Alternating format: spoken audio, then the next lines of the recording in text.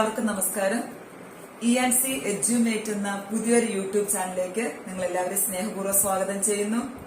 ENC എന്ന പുതിയ ഈ യൂട്യൂബ് ചാനൽ ഞങ്ങൾ കൂടുതലായി ഡിസ്കസ് ചെയ്യുന്നത് +1 ക്ലാസിന്റെ ഇംഗ്ലീഷും കൊമേഴ്സ് സബ്ജക്ട്സ് ആയ അക്കൗണ്ടൻസിയും മാനേജ്മെന്റും സബ്ജക്റ്റുകളാണ് നമ്മൾ കൂടുതലായി ഈ ചാനലിലൂടെ നമ്മൾ ഡിസ്കസ് ചെയ്തത്. +1 കുട്ടികളുടെ ഇംഗ്ലീഷും അക്കൗണ്ടൻസി മാനേജ്മെന്റ് എന്നീ വിഷയങ്ങളാണ്.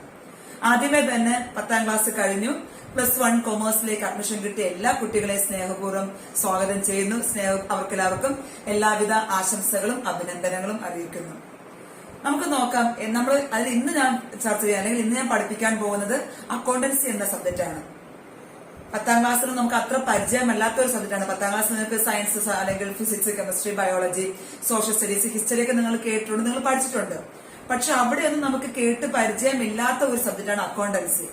നിങ്ങൾ +1ലേക്ക് വരുമ്പോൾ തന്നെ കൊമേഴ്സ് എടുക്കുമ്പോൾ നിങ്ങൾ ആദ്യം അല്ലെങ്കിൽ കുട്ടികൾ കൂട്ടുകാർ പറയും, അല്ലെങ്കിൽ നിങ്ങളെ സീനിയേഴ്സ് ഒക്കെ പറയും, മുതിർന്നവർ പറയും, ബന്ധുക്കൾ പറയും, കൊമേഴ്സിൽ അക്കൗണ്ടൻസി എന്നൊരു സബ്ജക്ട് ഉണ്ട്, അത് ഇത്തിരി പാടാണെന്നൊക്കെ പറയുമെങ്കിൽ പോലും നമുക്ക് ഈസിയായി കൈകാര്യം ചെയ്യാൻ സാധിക്കും എന്ന് ഞാൻ ഉറപ്പു തരുന്ന ഒരു സബ്ജക്ട് കൂടെയാണ് അക്കൗണ്ടൻസി. കാരണം കൃത്യമായ പ്രാക്ടീസിലൂടെ പഠിപ്പിക്കുന്നത് അപ്പൊ തന്നെ ചെയ്ത് നമുക്ക് കണക്ക് ഉണ്ടെങ്കിലും വലിയ കണക്കൊന്നും അല്ല, വലിയ നിങ്ങൾ 10ാം ക്ലാസ്സിൽ പഠിക്കുന്ന കണക്കൊന്നും അല്ല. ജസ്റ്റ് മൾട്ടിപ്ലിക്കേഷനും അഡീഷനും അറിയാവുന്ന ഒരു കുട്ടിക്ക്, കൂട്ടാനും കുറയ്ക്കാനും ഗുണിക്കാനും അറിയാവുന്ന ഒരു കുട്ടിക്ക് പ്രോബ്ലംസ് ഒക്കെ ചെയ്യാൻ സാധിക്കുന്നതാണ്. അത് സിസ്റ്റമാറ്റിക് ആയിട്ട് ടീച്ചേഴ്സ് പഠിപ്പിക്കുന്നത് ഫോളോ ചെയ്യുന്ന കുട്ടിക്ക് അക്കൗണ്ടൻസി എന്നും എളുപ്പമായിരിക്കും. ഓക്കെ, അതുകൊണ്ട് ആ ഒരു തെറ്റിദ്ധാരണ മാറ്റുക. അക്കൗണ്ടൻസി പാടാണ്, പഠിക്കാൻ ബുദ്ധിമുട്ടാണെന്നുള്ള ആ ഒരു തെറ്റിദ്ധാരണ നിങ്ങൾ മാറ്റുക.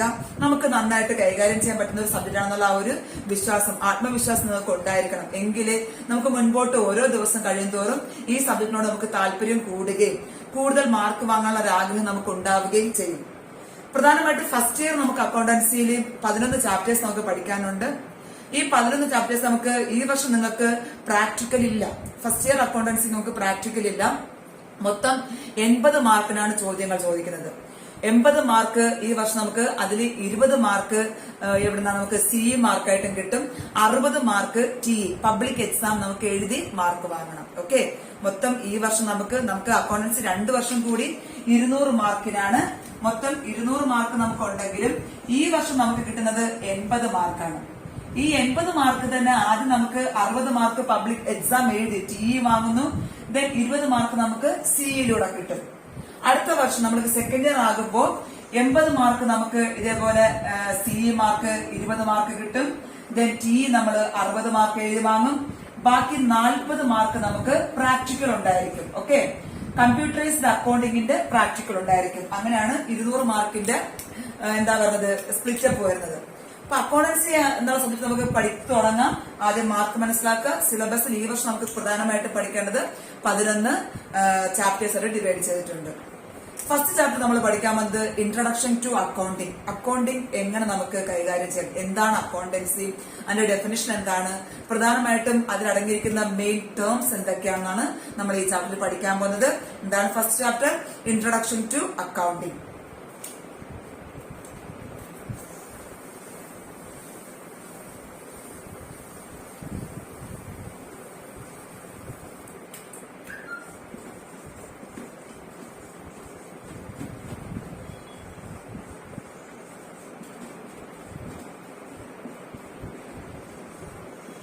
എന്താണ് ഇൻട്രൊഡക്ഷൻ ടു അക്കൗണ്ടിങ്? എന്താണ് അക്കൗണ്ടിങ് നോക്കാം നമുക്ക്. Accounting is the language of business.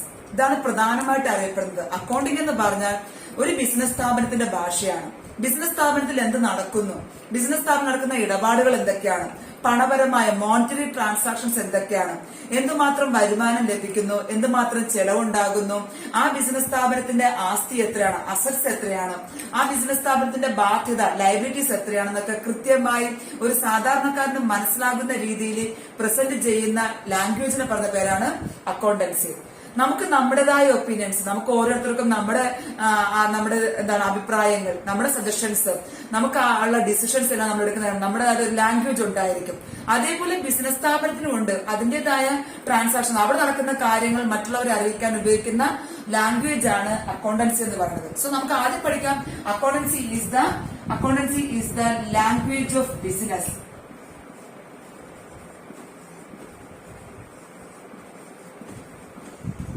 Accountancy is the language of business. വീണ്ടും നമ്മൾ പഠിക്കുന്നുണ്ട് accountancy is an information system. Accountancy നമുക്ക് വിവരങ്ങൾ നൽകുന്നു. എങ്ങനത്തെ വിവരങ്ങളാണ്? ബിസിനസ് ട്രാൻസാക്ഷൻസിനെ കുറിച്ചുള്ള വിവരങ്ങൾ നൽകുന്നു. കുറെ റോ ഡേറ്റ ഉണ്ടാകും. ബിസിനസ് നടക്കുന്ന ട്രാൻസാക്ഷൻസ് എല്ലാം ആദ്യം അക്കൗണ്ടൻസിയിലൂടെ എന്ത് ചെയ്യുന്നു? നമ്മൾ റെക്കോർഡ് ചെയ്യുന്നു.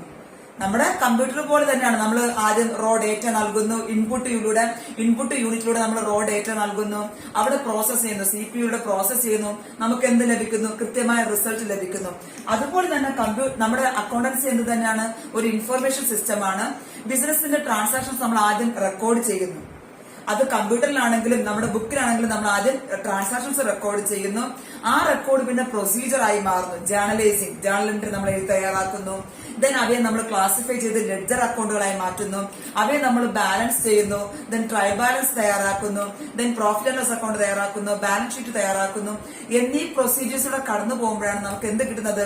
ആ ബിസിനസ് ട്രാൻസാക്ഷൻസിന്റെ ശരിയായ റിസൾട്ട് നമുക്ക് കിട്ടുന്നത്. സ്ഥാപനത്തിന് ലാഭമാണോ കൂടുതൽ ഉണ്ടാകുന്നത്, അല്ലെങ്കിൽ ആ ബിസിനസ് സ്ഥാപനത്തിന് കൂടുതൽ നഷ്ടമാണോ ഉണ്ടാകുന്നത്, ആ ബിസിനസ് സ്ഥാപനത്തിന് അസറ്റ്സ് എത്ര, ആസ്തികൾ എത്രയാണ്, ആ ബിസിനസ് സ്ഥാപനത്തിന്റെ ലയബിലിറ്റീസ് എത്രയാണെന്ന് കൃത്യമായി മനസ്സിലാക്കാൻ സാധിക്കുന്നതാണ് അക്കൗണ്ടൻസി. സോ നമുക്ക് പറയാം accountancy is an information system because it receives data. എന്താണ്? ഇതിന് ഡേറ്റ ലഭിക്കുന്നു. സ്ഥാപനത്തിൽ ലഭിക്കുന്ന ട്രാൻസാക്ഷൻസ് എല്ലാം തന്നെ ഇത് മോണിറ്ററി ട്രാൻസാക്ഷൻസ്. ഓക്കെ, ഓർമ്മിക്കുക. സ്ഥാപനത്തിൽ നടക്കുന്ന പണപരമായ ട്രാൻസാക്ഷൻസ് എല്ലാം തന്നെ ആ ബിസിനസ് സ്ഥാപനത്തിനെ സംബന്ധിച്ചിടത്തോളം ഡേറ്റയായി മാറുന്നു. ആ ട്രാൻസാക്ഷൻ എന്ത് ചെയ്യുന്നു? അക്കൗണ്ടിങ്ങിന്റെ പ്രൊസീജിയേഴ്സിലൂടെ, ജേർണലൈസിംഗിലൂടെയും പോസ്റ്റിംഗിലൂടെയും ട്രയൽ ബാലൻസിംഗിലൂടെയും നമുക്ക് എന്ത് കിട്ടുന്നു? ശരിയായ ഇൻഫോർമേഷൻ കിട്ടുന്നു. അപ്പോ ആ ഡേറ്റ പിന്നീട് എന്തായി മാറുന്നു? ഇൻഫോർമേഷനായി മാറുന്നു. അതുകൊണ്ട് നമുക്ക് പറയാം accountancy is an information system.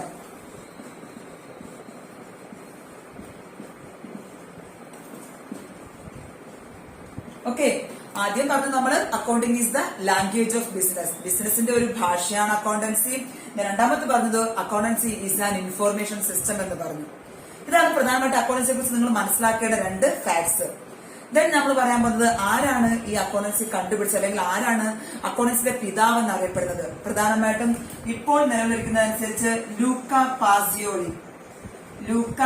Pacioli എന്ന ഇറ്റാലിയൻ മാത്തമാറ്റീഷ്യനാണ് അക്കൗണ്ടിങ്ങിന്റെ ഉപജ്ഞാതാവ് അല്ലെങ്കിൽ ഫാദർ ഓഫ് അക്കൗണ്ടിംഗ് എന്ന് അറിയപ്പെടുന്നത്. ഒരു ഇറ്റാലിയൻ മാത്തമാറ്റീഷ്യനാണ്. 1494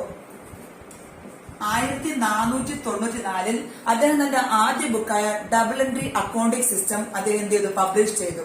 ആ ഡബിൾ എൻട്രി അക്കൗണ്ടിംഗ് സിസ്റ്റത്തിലാണ് കൂടുതലായും അക്കൗണ്ടിംഗ് എന്താണ്, ബുക്ക് കീപ്പിംഗ് എന്താണ്, ട്രയൽ ബാലൻസ് എന്താണെന്നൊക്കെ കൃത്യമായി മനസ്സിലാക്കുന്ന രീതിയിൽ പോസ്റ്റ് ചെയ്തിട്ടുള്ളത്.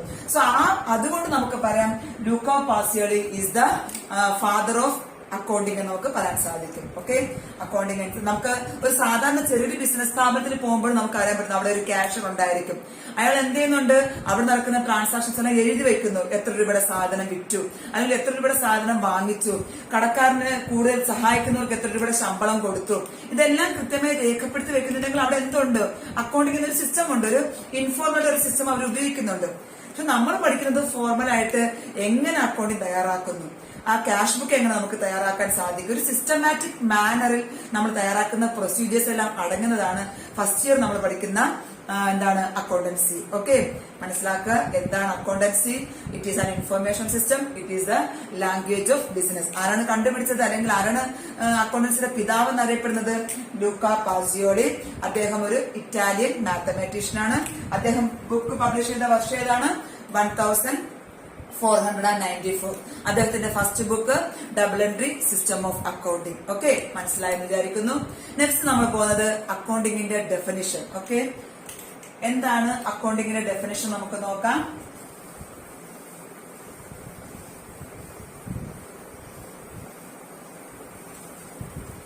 അക്കൗണ്ടിംഗ് എങ്ങനെ ഡിഫൈൻ ചെയ്യുന്നു, എന്താണ് അക്കൗണ്ടിംഗ് നോക്കിയോളൂ. Accounting is the art of recording, classifying, summarizing, analyzing and interpreting the financial transactions and communicating the result to the interested parties. എന്താണ് അക്കൗണ്ടിംഗ് എന്ന് പറഞ്ഞാൽ? ആദ്യം ഞാൻ പറഞ്ഞു, റെക്കോർഡ് ചെയ്യുന്നു. ബിസിനസ് നടക്കുന്ന മോണിറ്ററി ട്രാൻസാക്ഷൻസ്, ഫിനാൻഷ്യൽ ട്രാൻസാക്ഷൻസ്, ആ വാക്ക് എപ്പോഴും ഓർമ്മിക്കുക. പണപരമായ ഇടപാടുകൾ, ബിസിനസ്സിൽ എന്തെങ്കിലും പണം കിട്ടുകയോ അല്ലെങ്കിൽ പണം പോവുകയോ ചെയ്യുന്ന ട്രാൻസാക്ഷൻസ് എന്ന് പറഞ്ഞ പേരാണ് മോണിറ്ററി ട്രാൻസാക്ഷൻസ് അല്ലെങ്കിൽ ഫിനാൻഷ്യൽ ട്രാൻസാക്ഷൻസ്. അത്തരം മോണിറ്ററി ട്രാൻസാക്ഷൻസിനെ റെക്കോർഡ് ചെയ്യുന്ന നമുക്ക് നോക്കാം. Accounting is the art. അതൊരു കലയാണ്. ഓക്കെ, അക്കൗണ്ടിംഗ് ഒരു കലയാണ്, ഒരു കഴിവാണ്. Okay, accounting is the art of recording, classifying, summarizing,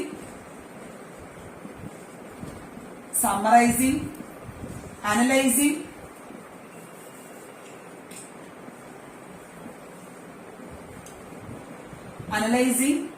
and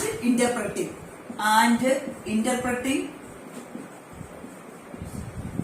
the financial transactions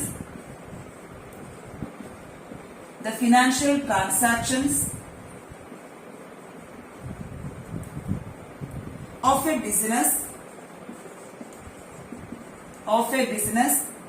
and communicating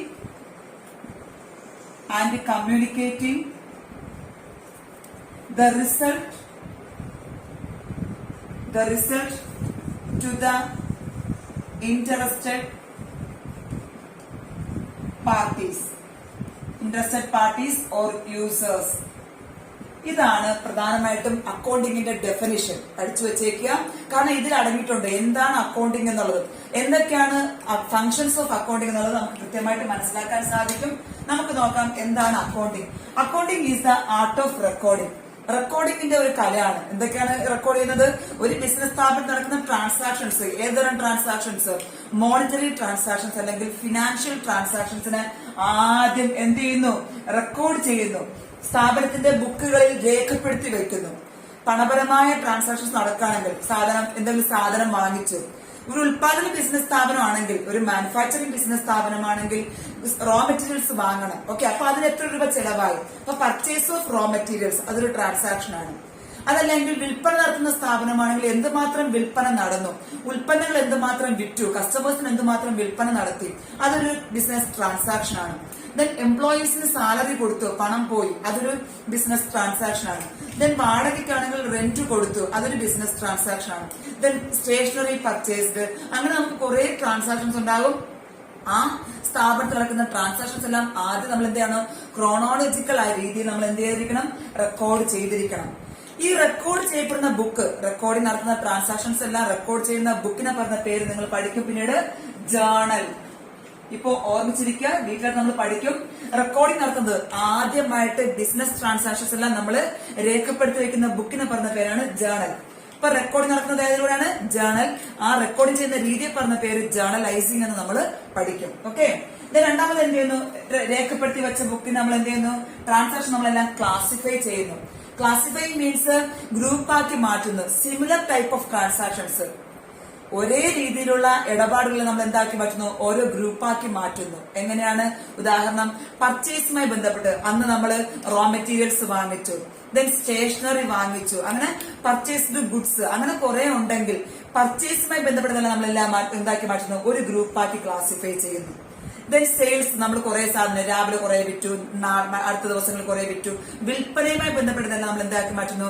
വേറൊരു ഗ്രൂപ്പാക്കി മാറ്റുന്നു. അങ്ങനെ നമ്മൾ സിമിലർ ടൈപ്പ് ഓഫ് ട്രാൻസാക്ഷൻസ് എല്ലാം നമ്മൾ ഒരു ഗ്രൂപ്പാക്കി മാറ്റുന്നുണ്ടെങ്കിൽ അത്തരം അങ്ങനെ ആക്കി മാറ്റുന്നതിനെ പറഞ്ഞ പേരാണ് classifying.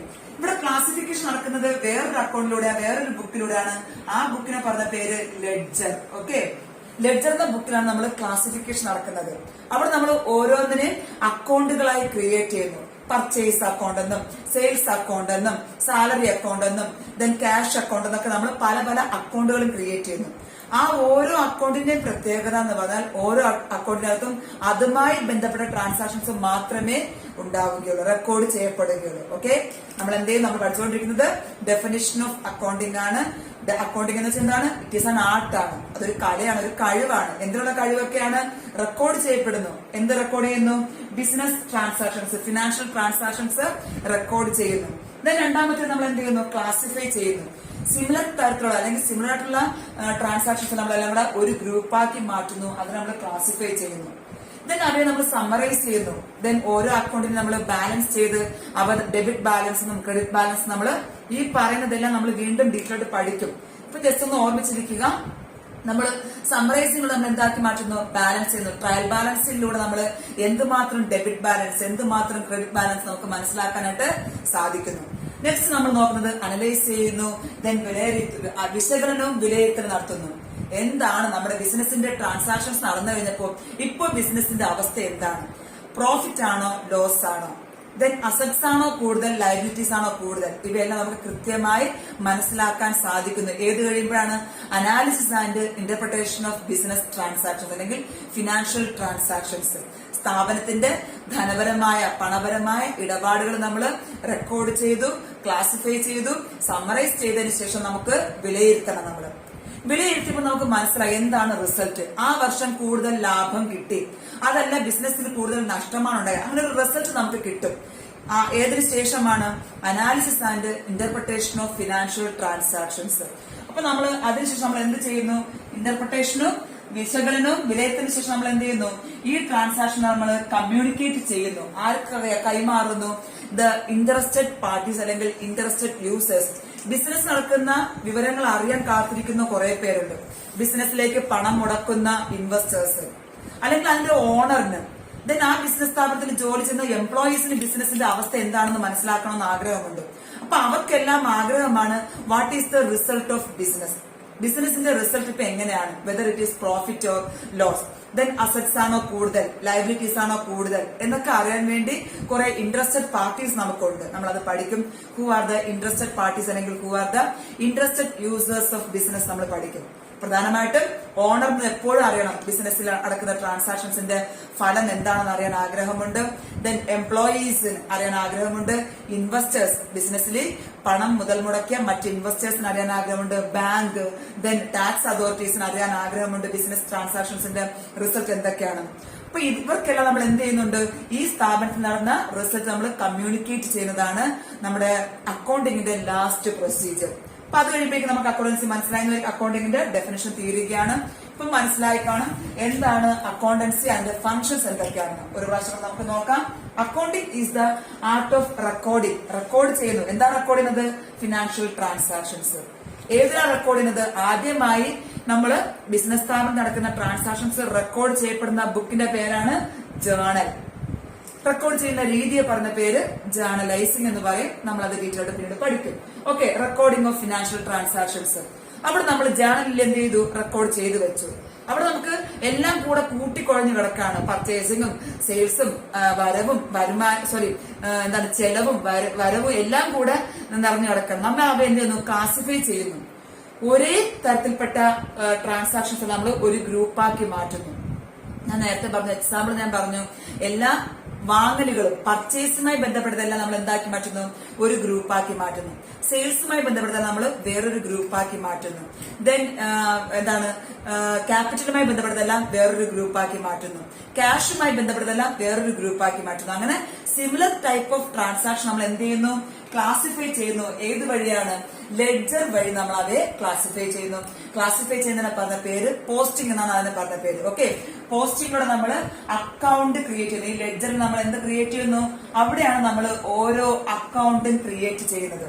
Cash account, purchase account, sales account, then salaries account, rent account എന്ന് പർട്ടിക്കുലർ അക്കൗണ്ടുകൾ നമ്മൾ ക്രിയേറ്റ് ചെയ്യുന്നത് എവിടെ വെച്ചാണ്, ക്ലാസിഫിക്കേഷനിലൂടെയും ലെഡ്ജറിലൂടെയാണ് നമ്മൾ അക്കൗണ്ട് ക്രിയേഷൻ നടക്കുന്നത്.